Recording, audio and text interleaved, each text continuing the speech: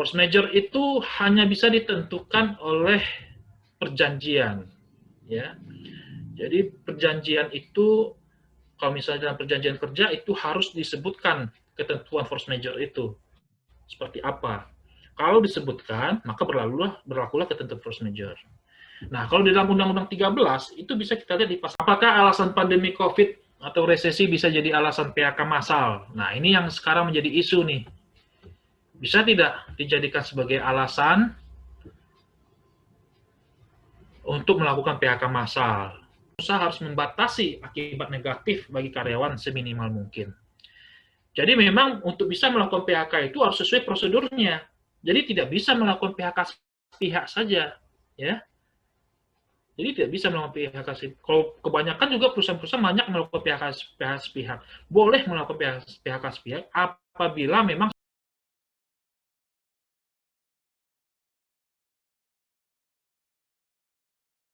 ini ada 3 orang penanya yang ingin langsung bertanya sama Bapak sembari gitu. melanjutkan. Iya Pak, boleh nanti. Boleh?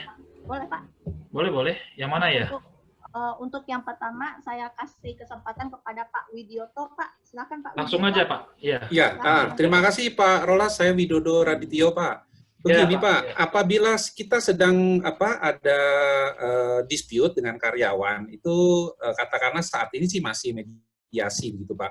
Itu apakah gajinya wajib kita bayarkan seterusnya Pak? Atau kan ada batasan hanya 1 bulan, 2 bulan? Karena kalau sudah tidak bekerja kan prinsip saya no work no pay ya Pak ya. Harusnya bisa dong kita tidak bayarkan. Terima kasih Pak. Baik, saya jawab langsung ya Pak. Ya. Ya, sebenarnya itu wajib dibayar Pak. Jadi meskipun berselisih, tapi belum ada putusannya itu wajib dibayarkan. Itu diatur Pak dalam pasal, sebentar ya Pak.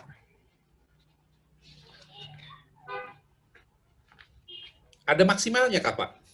Maksimalnya 6 bulan Pak. Oke. Jadi sesuai dengan pasal ini ya Pak ya. Pasal 155 Pak, selama putusan lembaga penyelesaian perselisihan hubungan industrial belum ditetapkan, baik pengusaha maupun pekerja harus tetap melaksanakan segala kewajibannya. Nah ini yang disebut dengan upah proses Pak. Dalam surat edaran Mahkamah Agung nomor 3 tahun 2015 itu maksimal 6 bulan. Jadi misalnya kalau sudah dibayar upahnya itu sampai akhirnya putus, sudah ada penetapan dari PHI-nya, itu selesai PHK-nya, maka di situ berhenti upah prosesnya. Misalnya kalau masih 3 bulan, maka berhenti di 3 bulan itu. Atau di 4 bulan, berhenti di 4 bulan. Tapi maksimal itu 6 bulan itu. Itu wajib, baik, Pak. Kalau nanti sampai ke PHI itu nanti jadi upah proses, Pak. Itu wajib dibayar itu. Oke, Pak. Karena kan konteksnya perselisihan, Pak. Oke, Pak. Ya. Terima kasih, Pak Roles. Baik, Pak. Jelas, Pak Widodo. Oke, selanjutnya Pak, langsung ada yang ingin interaktif langsung dari Pak Mioto. Pak Mioto, silakan Pak, langsung aja Pak Mioto. Halo Pak Mioto. Pak Mioto. Pertanyaannya apa? Oh, Pak Mioto, pertanyaannya. Ya, error tadi Mbak bilang. Baik, silakan Pak Mioto. Oke.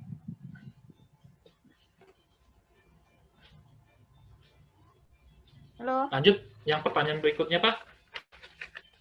Oke, saya bacakan saja ya, Pak, yang dari Pak Mioto ini. Iya. Pertanyaannya adalah, sebenarnya bagaimana dengan kebijakan perusahaan yang terkait janji pemotongan gaji apabila perusahaan menjanjikan pemotongan gaji selama 2 bulan, terus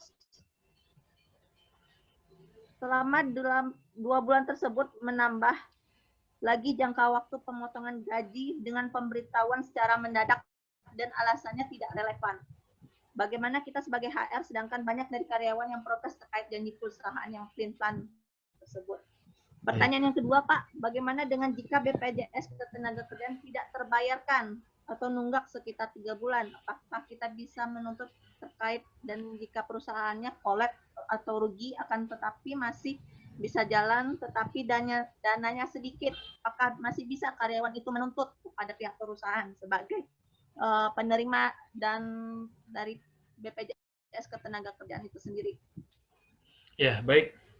Sebenarnya ini pembahasannya di luar dari PHK ya, ini perselisihan hak nih sebenarnya gitu ya. Ya, tapi saya coba menjawab lah gitu loh. Jadi begini, masalah pemotongan gaji itu diperbolehkan. Di dalam PP 78 tahun 2015 juga diperbolehkan, maksimal kan 50% pemotongan upah itu.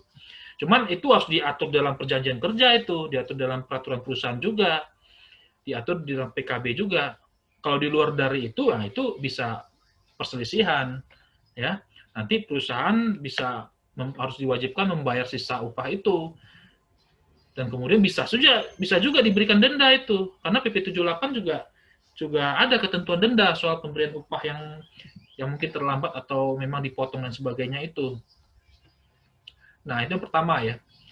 Yang soal nomor 2 apa itu ya tadi? Kedua itu jika ini masalah BPJS ketenagakerjaan yang tidak terbayarkan Pak dari pihak perusahaan, apakah kita sebagai dari karyawannya tuh dapat menuntut ke perusahaannya ketika itu bisa dituntut ke perusahaan, tapi harus melalui Kejaksaan Negara itu, Bu. Bisa laporkan. Nah, jadi nanti dilaporkan, kemudian nanti pihak BPJS melalui kejaksaan itu bisa melakukan penuntutan terhadap pengusaha itu. Jadi bisa. Tapi kalau misalnya diperselisihkan, itu jatuhnya perselisihan hak. Biasanya perusahaan akan dibebankan untuk membayar sesuai dengan kekurangan yang sesuai yang peraturan di BPJS ya. Nah, lalu yang berikutnya apa, Bu? Oke, saya rasa 2 itu pertanyaan. Dan yang terakhir, Pak, Ibu Rinti yang ingin interaktif langsung. Bu Rinti? Bu Rinti. Baik. Ya, baik. Terima kasih Pak Mbak Dewi ya sama Pak Mas atas kesempatan diberikan pada saya. Begini Pak, Rinti. saya menggarisbawahi apa disampaikan oleh Pak Rolas ya tentang force major. Itu sebaiknya kan dimasukkan dalam PPK, PB, PP atau PKB. Nah, kebetulan Pak di tempat saya itu produksi kami itu kan sifatnya job order Pak. Nah, kami bukan mass product tapi job order. Nah, kadang-kadang order kami kadang ada yang dari customer tersebut, kadang tidak ada, Pak.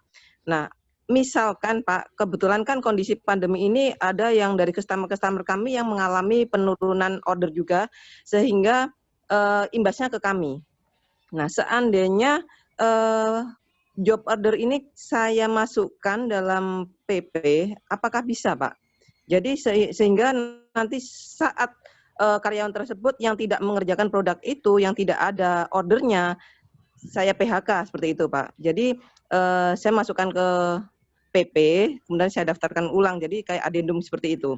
Terus yang kedua, saya menanggapi tentang masalah PHK disharmonis, Pak.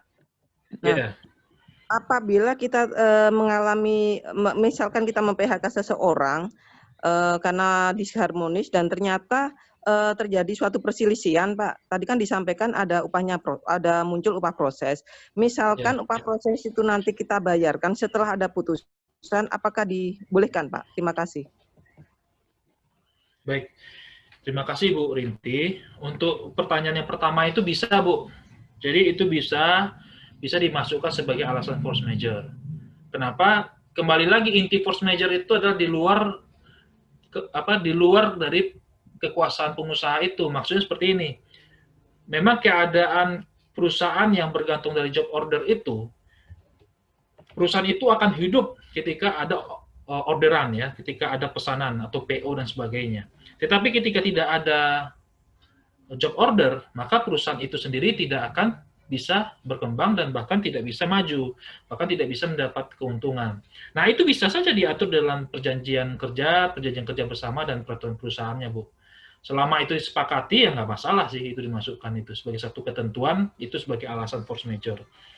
Cuman ya tentu nanti di masalah pesangonnya kan, di situ nanti jadi masalahnya gitu. Nah, lalu kemudian mengenai pertanyaan Ibu yang kedua, PHK disharmonis. Itu bisa saja nanti. Kalau misalnya lagi berselisih, misalnya begini, saat sekarang ini lagi mediasi, ya, saat ini lagi mediasi, tapi upahnya tidak diberikan.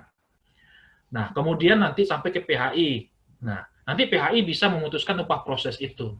Misalnya, tenggang waktu penyelesaian antara mediasi dengan PHI itu selesainya 3 bulan. Nah, nanti jatuh upah prosesnya itu hanya 3 bulan. Nah, perusahaan dibayar 3 bulan gaji itu aja. Gitu loh. Tapi biasanya diakumulasikan itu. Berapa akumulasinya itu dibayar kepada pekerja. Tapi kalau untuk upah proses ini berhentinya di putusan PHI ya, bukan di putusan Mahkamah Agung, berhentinya di putusan PHI. Tapi kalaupun nanti Mahkamah Agung punya pendapat yang lain, boleh. Tapi maksimal 6 bulan. Jadi nggak bisa lewat dari 6 bulan. Itu sudah menjadi ketentuan dalam surat edaran Mahkamah Agung nomor 3 tahun 2015. Mungkin itu jawaban dari saya, Bu. Ada lagi, Bu, yang mau ditanyakan?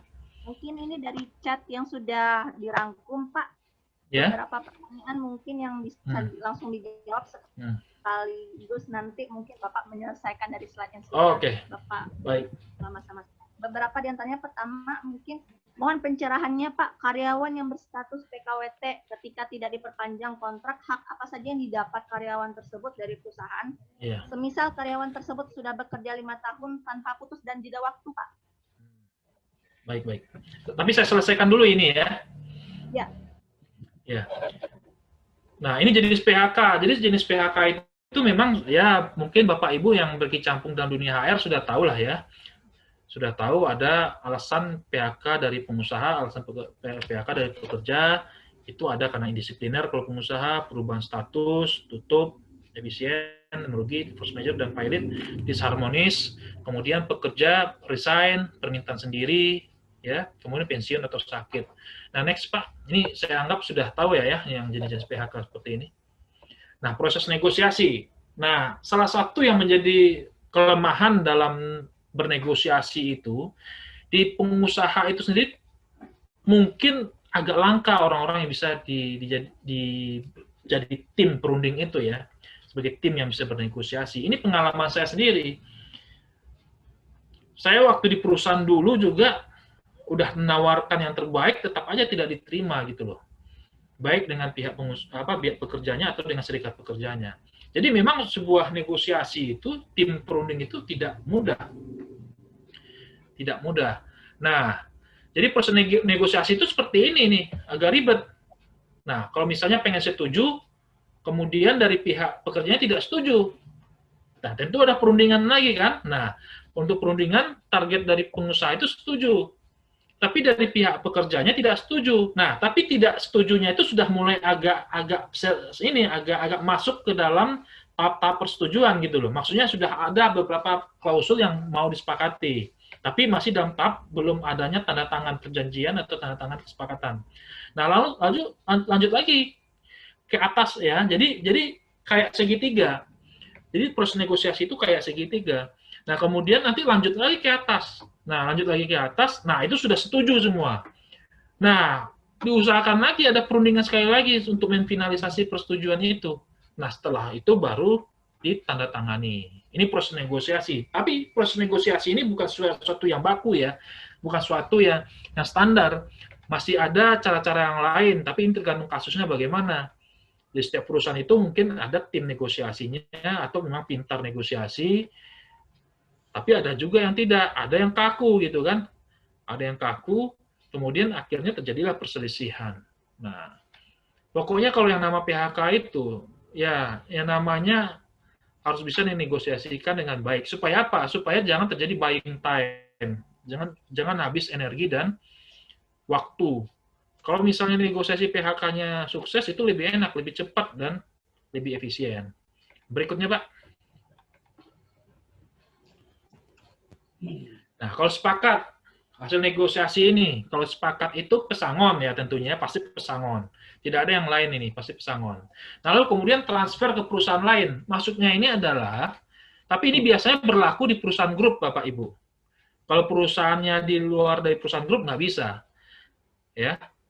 Jadi, kalau transfer ke perusahaan lain ini adalah apabila perusahaan itu adalah perusahaan grup. Nah, ini bisa dipindahkan ke perusahaan yang menjadi anggota grupnya yang lain, gitu. Tapi, dengan catatan, tetap harus di PHK dengan diberikan hak-haknya. Namun, kalau misalnya tidak bisa di PHK, ya negosiasikan saja, gitu loh.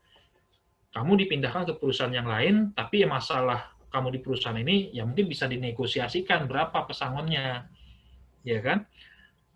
Supaya apa? Supaya tidak hilang masa kerjanya. Kan sayang, kalau sudah ditransfer ke perusahaan baru, yang masih satu grup, nanti masa kerjanya mulai dari nol lagi. Sementara dia sebelumnya sudah kerja 3 tahun, 4 tahun, atau 5 tahun. Jadi itu sangat sayang sekali. Nah, lalu kemudian mengundurkan diri secara sukarela dengan pemberian uang pisah. Lalu kalau setelah ada kata sepakat itu, barulah dibuat perjanjian bersamanya. Next, Pak.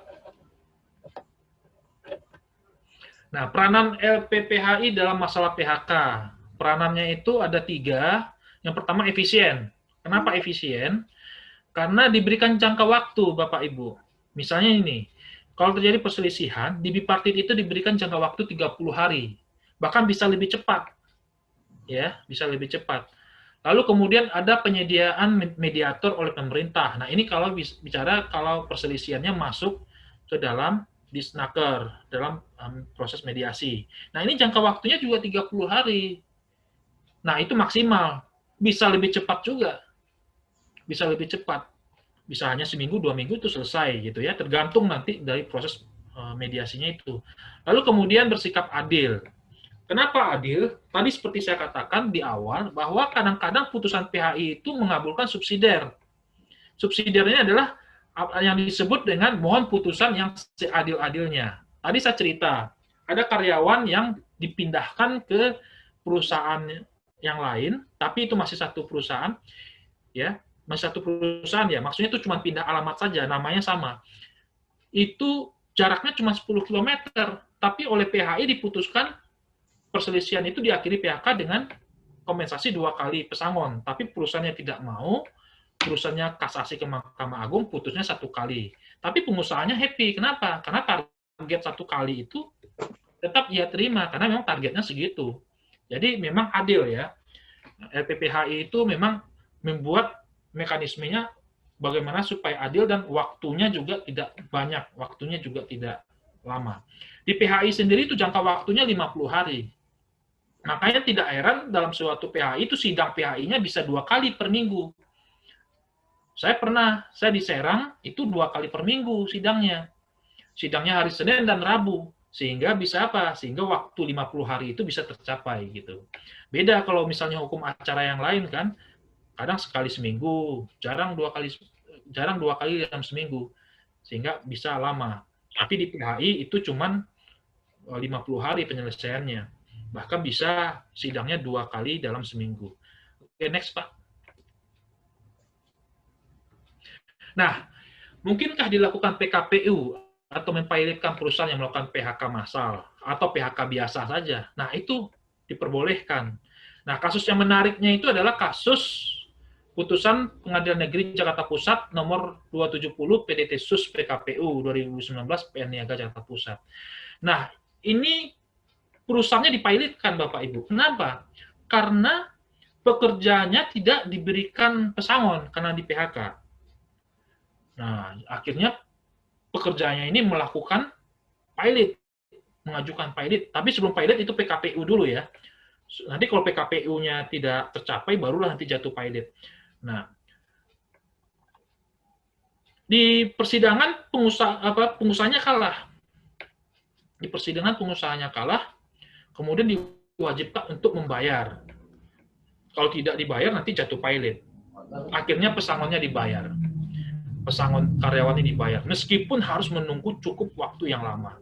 Jadi pengusaha juga harus hati-hati. Jangan sampai dipilotkan. Kenapa? Tadi sudah saya katakan, kalau sudah dipilotkan akan sulit dalam hal yang lain, dalam menjalin hubungan hukum, dalam mendapat pinjaman, dan sebagainya. Makanya kalau bisa mau mem-PHK pekerja, ya sudah, berikanlah hak-haknya sesuai dengan kesepakatan atau sesuai dengan undang-undang. Silahkan diberikan, tapi jangan nanti kalau misalnya tidak diberikan nanti diajukan pilot. Nah, itu agak repot nanti pengusahanya. Mungkin itu saja. Terima kasih. Kita masuk ya kepada interaksi sesi tanya jawab. Silahkan siapa yang bertanya nanti saya akan jawab. Nanti bahannya bisa diambil ya, di-share ya nanti bahannya. Beberapa pertanyaan yang sudah dirangkum nih, Pak. Ya, baik. Pertanyaan dari Pak Tri Suharyanta. Pencerahan Ya. karyawan yang berstatus PKWT ketika tidak diperpanjang kontraknya, hak apa saja yang didapat oleh karyawan tersebut dari perusahaan, semisalnya karyawan tersebut sudah bekerja 5 tahun tanpa putus dan jeda waktu dengan masa kerja 5 tahun. Jadi PKWT itu kan hanya boleh maksimal 2 tahun ya untuk PKWT pertama. Nah, maksimal perpanjangan itu 1 tahun. Lalu kemudian bisa dijeda, bisa dilakukan pembaharuan maksimal 2 tahun. Jadi maksimalnya 5 tahun. Nah, pertanyaan saya ini maksimal 5 tahun udah masuk jeda itu nggak? Masuk pembaharuan nggak itu? Oke. Baik, ini. Nah, kalau misalnya masuk pembaharuan ya wajar sampai 5 tahun, itu masih masuk akal gitu loh. Tapi kalau misalnya tidak ada pembaharuan perjanjian kerja waktu tertentu, ya itu sudah melanggar mekanisme PKWT kan. Seharusnya itu bisa jadikan karyawan tetap. Tapi kalau masih merasa sebagai karyawan PKWT, ya dia bisa menuntut ganti rugi sebesar sisa masa PKWT-nya. Nah, berapa misalnya sisa PKWT-nya? Jika dia memang masih sisa 4 bulan lagi, maka sisa PKWT-nya adalah 4 bulan gaji. Itulah hak pesangon dia, hak kompensasi ganti ruginya dia gitu. Contohnya seperti itu. Jadi tidak ada pesangon ya, Pak? Ya, jadi sekarang ini, Pak, dalam Undang-Undang 13 ini, ya, dalam Undang-Undang 13 ini, sebenarnya kan dalam Undang-Undang 13 dijelaskan, kompensasi pemutusan hubungan kerja itu kan pesangon ya, Pak? Betul. Nah, kalau pengakhiran hubungan kerja, pengakhiran PKWT, itu dalam bentuk ganti rugi. Tapi sebenarnya sama saja, Pak. Pesangon itu sebenarnya ganti rugi juga. Cuman, yang membedakan adalah jumlahnya. Gitu loh. Yang membedakan itu jumlahnya. Itu kalau diputus sebelum masa PKWT-nya habis. Nah, ya pertanyaan saya, ketika dia bekerja 5 tahun berturut-turut dalam sebuah perusahaan yang sama, dan untuk tahun kelima tidak digunakan, tidak diperpanjang lagi, apakah dia mendapat hak pesangon, Pak? Ya, kalau misalnya Bapak memperselisihkan, kemungkinan besar dapat pesangon, Pak. Itu saya yakin itu dapat pesangon. Kenapa? Dari proses atau mekanisme PKWT-nya saja sudah salah gitu loh. Kalau misalnya dibuat PKWT-nya tanpa ada pembaruan sampai 5 tahun itu. Gitu. Namanya pembaruan PKWT ya Pak ya. Pembaruan PKWT itu diperbolehkan apabila memang ada sebuah pekerjaan yang belum selesai sehingga perlu diperbarui PKWT-nya. Itu maksimal 2 tahun gitu. Jadi totalnya PKWT 1 itu sampai pembaruan itu maksimal 5 tahun. Gimana Pak? Jadi kalau PKWT itu sampai kontrak habis dikontrak lagi sampai 5 tahun itu berpotensi melanggar ya Pak? Ya, berpotensi melanggar kalau misalnya tidak ada pembaruan. Gitu loh. Nah, itu akan dimulai dari sejak terjadinya pelanggaran PKWT itu kapan. Nah, itu esensi untuk menghitung pesangonnya itu adalah kapan mulai terjadinya pelanggaran PKWT itu. Gitu. Dihitungnya sejak itu, Pak. Pengertian pembaruan itu pembaruan kontrak atau pembaruan apa ya, Pak? Ya, pembaruan kontrak, pembaruan perjanjian kerja, Pak.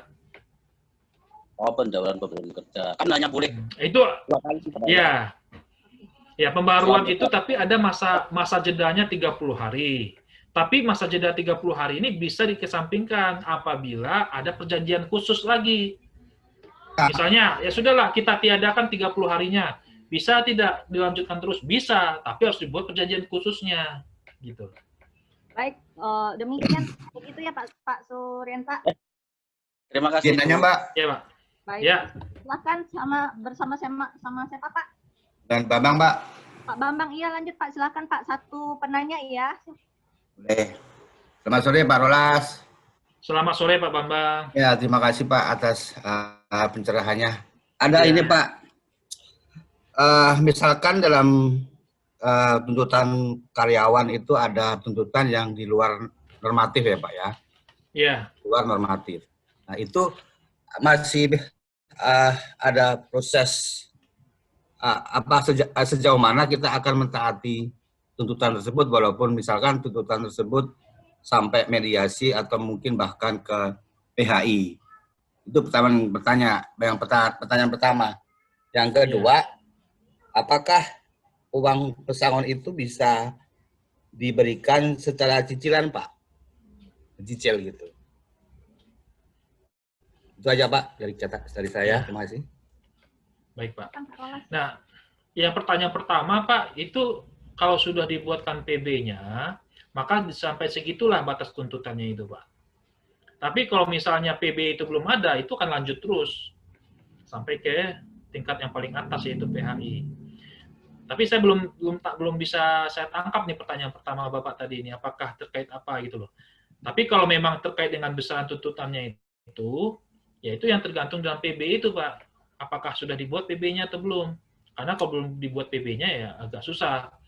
Lalu pertanyaan kedua tentang apa tadi Pak ya? Pembayaran secara cicilan Pak dari pesangon. Oh ya, pembayaran secara cicilan. Pembayaran secara cicilan itu tidak diatur dalam Undang-Undang 13 tahun 2003 Pak. Artinya pembayaran pesangon itu harus dibayar saat terjadi PHK itu pada saat itu juga seharusnya kalau untuk mengakhiri perselisihan.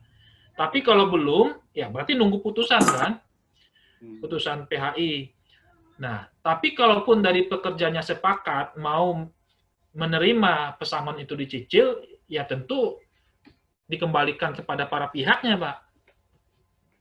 Bisa nggak diatur seperti itu dalam PB? Ya bisa. Karena begini, hubungan kerja ini kan hubungan individual, Pak, hubungan privat ya.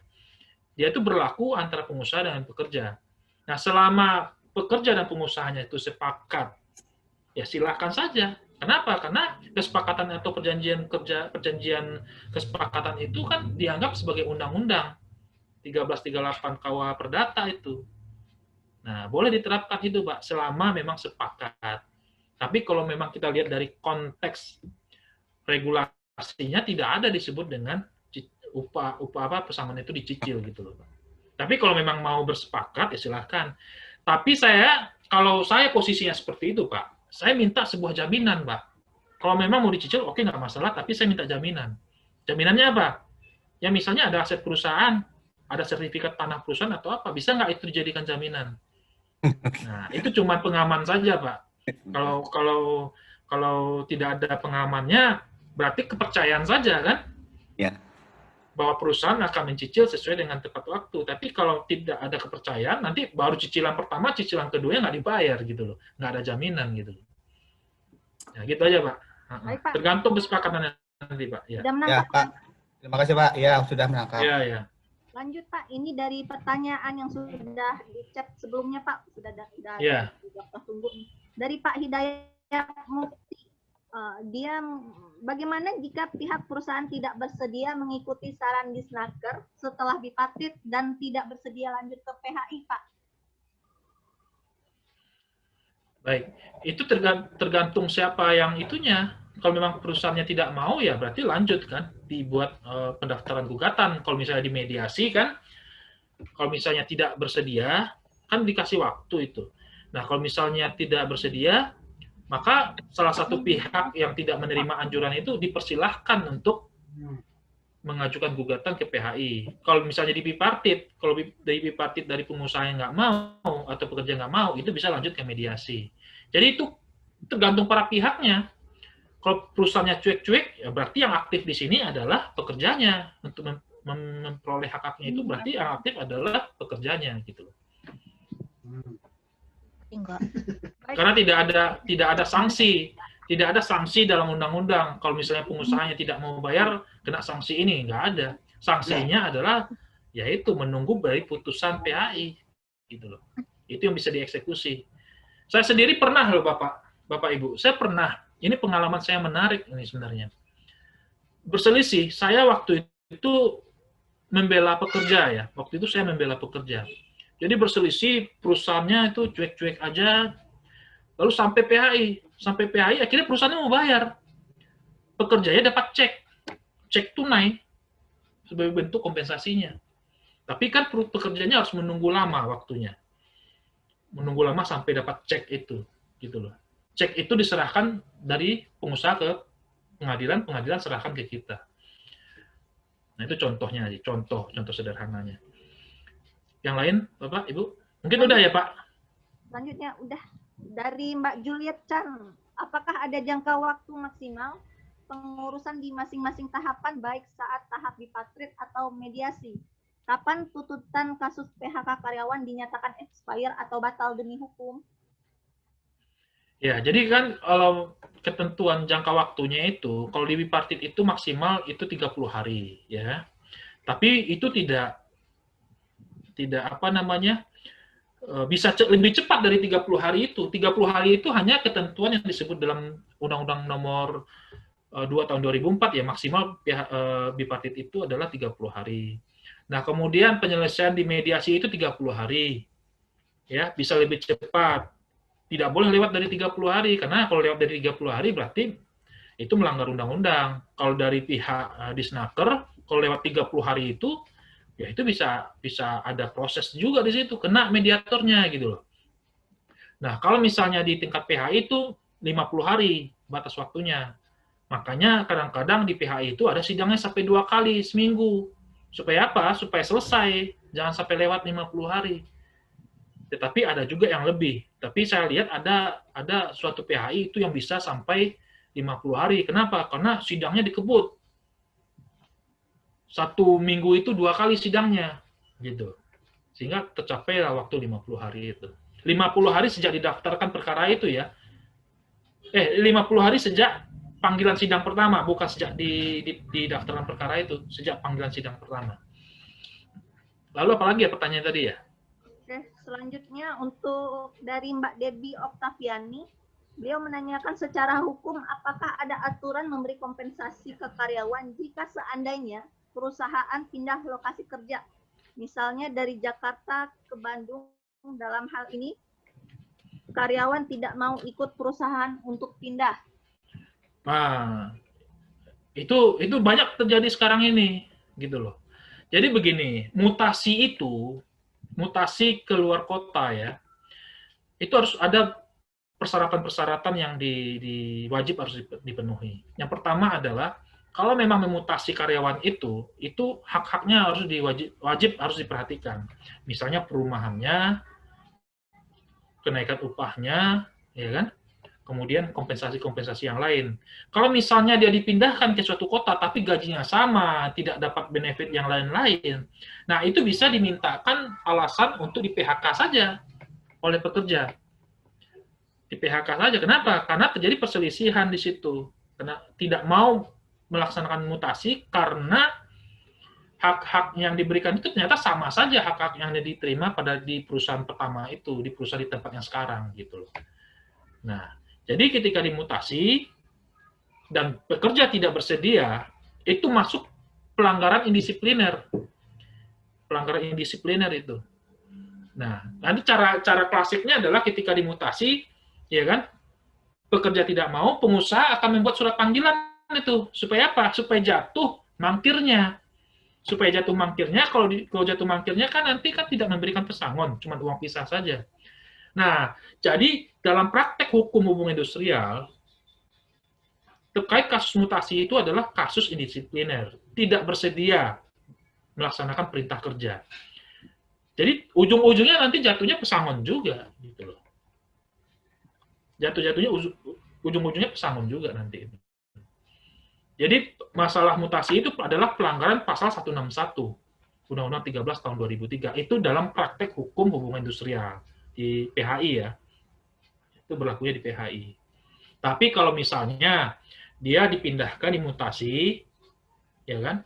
Kemudian diberikan gajinya misalnya sekarang ini 10 juta, tapi pada saat dimutasi digaji ditambahkan 5 juta lagi sehingga 15 juta. Kemudian dikasih perumahan, kemudian dikasih fasilitas dan sebagainya. Nah, ketika terjadi perselisihan dia nggak mau, nah akan sangat risiko bahwa karyawan yang dipindahkan itu akan mendapat uang pisah saja. Kenapa? Karena diaktifkanlah pasal mangkir, dimulailah panggilan pertama, ya kan? 5 hari dia tidak bersedia masuk di tempat yang baru, maka bikin surat panggilan pertama. Nah, jeda waktu 3 hari, kirim lagi surat panggilan kedua. Nah, kalau dia tidak bersedia lagi, jatuhlah mangkir. Jatuh mangkir di situ, akibatnya apa? Rugi di pekerja kan? Dia mungkin masa kerjanya sudah 10 tahun. Ketika dipanggil mangkir, dia hanya dapatnya cuma uang pisah saja. Jadi memang harus hati-hati nih. Tapi tergantung PP juga ya. Tergantung peraturan perusahaan atau PKB juga. Tapi kebanyakan pelanggaran mutasi itu adalah jatuhnya indisipliner. Ya, lanjut Bu. Oke, baik. Saya kasih kesempatan lagi kepada Bu Rinti. Mungkin ada tadi yang ingin diperjelas kembali. Bu Rinti, silahkan Bu Rinti.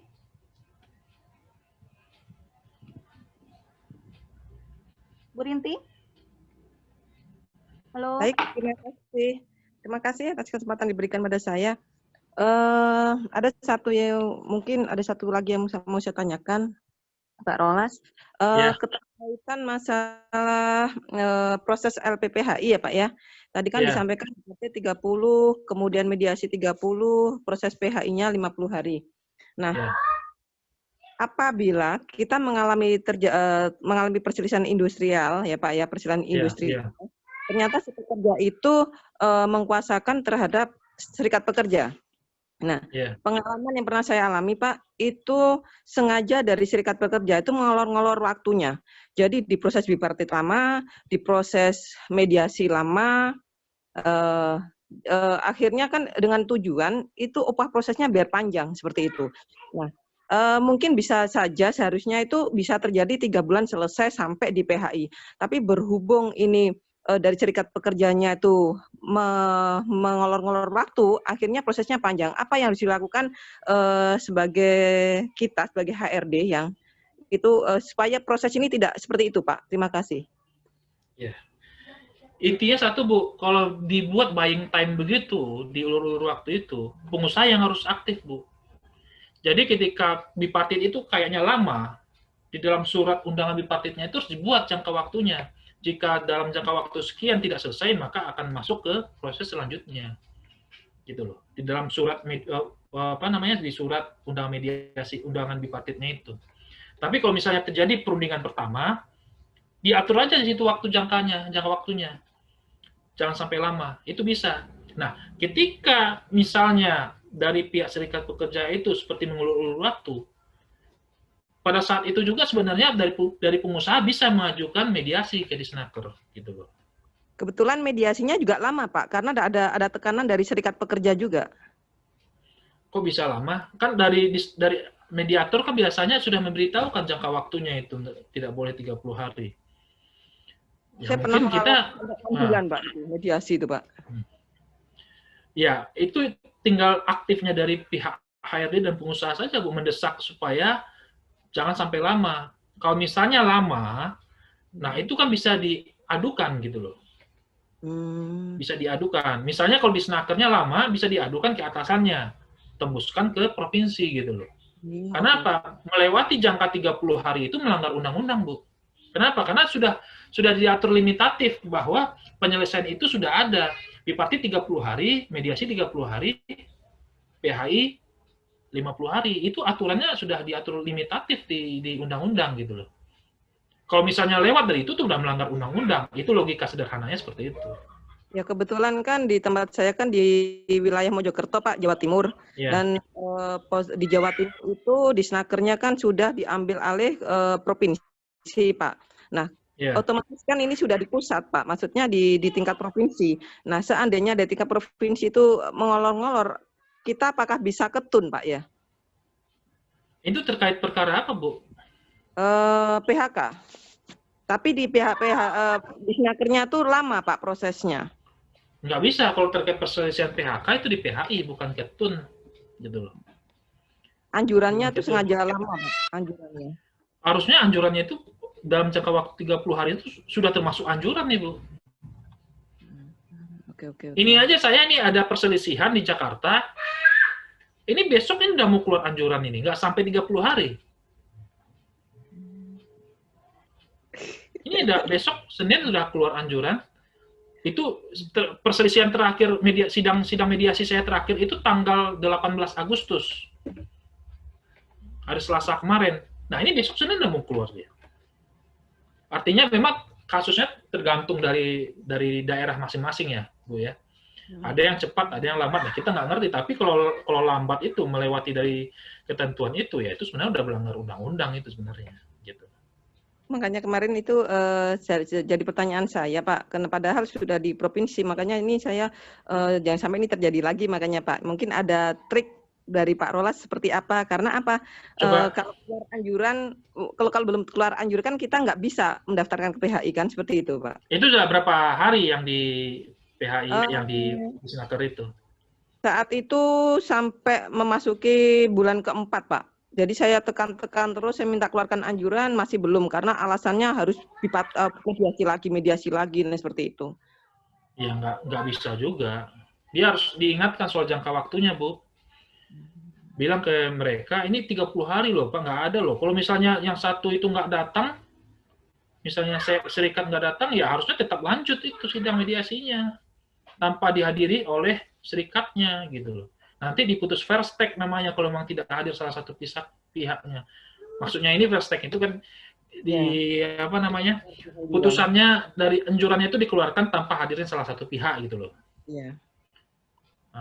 Tinggal didesak aja. Kalau misalnya lambat begitu, diadukan ke atasannya, ke kepala dinas. Kemudian kalau tidak ada respon, diadukan lagi ke provinsi gitu loh. Kalau kalau nggak ada lagi, diadukan lagi ke kementerian. Oke, ya. Baik, karena itu kan ya. tindakan administrasi negara di situ kan, yang lambat kerjanya gitu loh. Baik. Oke. Ya, terima kasih, Pak. Jadi paham ya, Bu? Ya, Bu. Oke. Baik, terakhir ini Pak, pertanyaannya dari Pak Salim. Satu di antara pertanyaannya yang mungkin bisa saya perpendek saja. Jika karyawan masih berstatus PKWT dan telah bekerja lebih dari 5 tahun, ketika kontrak kerja sudah selesai atau akan selesai, perusahaan tidak berkenan memperpanjang karyawan. Apakah perusahaan wajib memberikan pesangon? Ya, jadi begini, status karyawan PKWT-nya itu, tadi kan sudah sampaikan waktu ada pertanyaan dari Pak siapa ya tadi ya, itu kan harus ada mekanismenya. Nah, apakah 5 tahun ini ada perpanjangan, ada pembaruan tidak? Atau PKWT-nya langsung include 5 tahun aja? Ya itu nggak bisa. Itu PKWT yang bertentangan dengan undang-undang kan.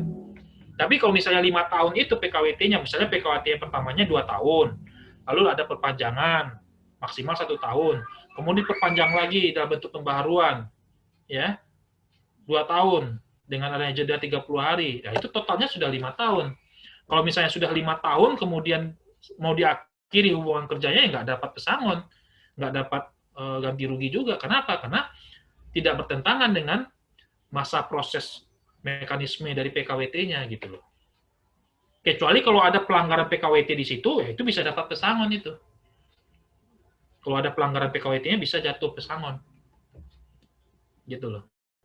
Gitu, Ibu. Itu ya Pak, itu untuk dari Pak Salim yang sudah bertanya tentang masalah status PKWT-nya. Baik, saya pikir dengan waktu yang sudah sangat sempit sekali, saya rasa mungkin dari kita masih banyak pertanyaan yang ingin diajukan kepada Pak Rolas. Namun karena waktu dan sesuai dari kontrak belajar kita yang sudah disampaikan sebelumnya, dan sebelum saya menutup ini, saya sudah mengingatkan kembali kepada teman-teman untuk memberikan feedback, mengisi form feedback kepada HR Group Miki agar kita bisa bersama-sama nantinya untuk bisa mencoba memberikan dan berkontribusi terhadap apa yang nantinya kita akan tuangkan ke dalam bentuk tema virtual session selanjutnya. Baik, Pak Rolas, sebelum kita tutup dengan closing statement dari Pak Rolas, mungkin ada baiknya teman-teman yang masih haid, saya minta dulu waktu sebentar, sekitar ya 5 menit, untuk kita bisa foto bersama. Pak Miki, kira-kira bisa kita diambil screen capture-nya, Pak? Oke, boleh. Baik, teman-teman semua, sebelum closing ya, saya minta dari 71, silakan kepada teman-teman, silakan untuk membuka dulu di capture-nya. 1, 2, 3.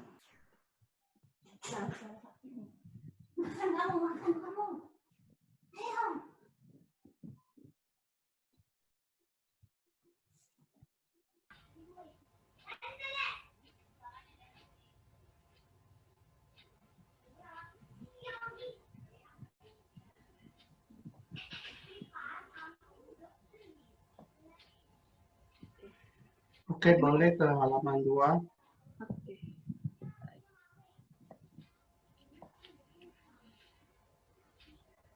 Sekarang ke halaman 3.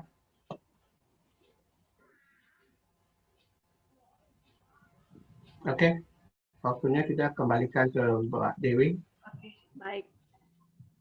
Mungkin ada closing statement dari Pak Rolas Tampu Bolon mengenai tema kita pada kali ini, Pak. Sangat sensitif dan mungkin ini menjadi pembelajaran bagi teman-teman di sini dalam membuka diskusi atau memberikan satu usulan kepada pihak perusahaan dalam proses bagaimana kita bernegosiasi dengan para pekerjanya di dalam masalah. Baik. Ya, intinya sederhana saja. Kalau misalnya memang ada PHK, ya sudah berikan saja hak-hak pekerja itu. Tapi kalau memang dari perusahaan sendiri tidak mampu, cobalah bicara baik-baik dengan pekerjanya, ya negosiasikanlah. Kalau memang angkanya itu, ini kan kalau sudah pengakhiran hubungan kerja itu bicara angka. Kalau memang angkanya itu adalah angka yang realistis, ya berikan. Tapi kalau memang berat, ya bicaralah baik-baik dengan pekerjanya gitu loh. Karena masalahnya begini, ini kan dengan kondisi sekarang ini, kalaupun PHK, uang PHK itu sangat penting lah bagi pekerja gitu loh, sangat penting bagi pekerja itu. Ya, kenapa? Karena ini kita nggak tahu kondisi normal ini kapan kita nggak tahu. Ya kita berdoalah semoga normal kondisinya setelah pandemi ini. Tapi itulah, jadi pekerjaannya enak, pengusahanya juga enak gitu loh. Nah dalam negosiasi seperti itu, yang negosiasi itu yang penting adalah pekerja enak, pengusaha enak. Gitu. Kalau bisa hindari perselisihan. Kenapa? Karena sekarang ini di PHI itu udah banyak perkara perselisihan itu. Saya aja sekarang ini ada 5 saya perkara PHI saya. Ada 5. Gitu loh. Ada di luar kota, ada di Jakarta. Artinya apa? Ya, supaya jangan beban pekerjaan dari PHI ini jangan terlalu banyak juga. Kalau bisa diselesaikan di atas meja, ya selesaikan di atas meja. Ya itu saran saya jika Bapak Ibu dari HRD ataupun dari pekerja gitu, kalau hadir saat sekarang ini. Ya, terima kasih. Itu aja, Bu. Baik, terima kasih Pak Rolas Tampu Bolon yang sudah bersedia memberikan. Oh ya, kalau misalnya masih belum ada yang perlu ditanyakan bisa WA saya ya. WA, saya ada nomor handphonenya di situ. Silakan. Mantap. Baik, Pak. Terima kasih kepada Pak Rolas Tampu Bolon yang sudah bersedia dan dengan keringanan hati beliau yang sudah setidaknya memberikan sedikit gambaran pengalaman beliau dalam menangani beberapa kasus pemutusan hubungan kerja di beberapa kliennya yang sudah ditanganinya. Dan kita berharap bahwa sebenarnya kondisi pandemi ini pemutusan hubungan kerja adalah sebuah kondisi yang tidak kita harapkan. Tidak hanya kita sebagai dari HR yang juga sebagai karyawannya, namun juga sebagai dari bagian dari perusahaan. Semuanya adalah kedua pihak saya rasa merupakan pihak yang saya pikir tidak akan mau berada di dalam kondisi yang seperti ini yang sama-sama dirugikan.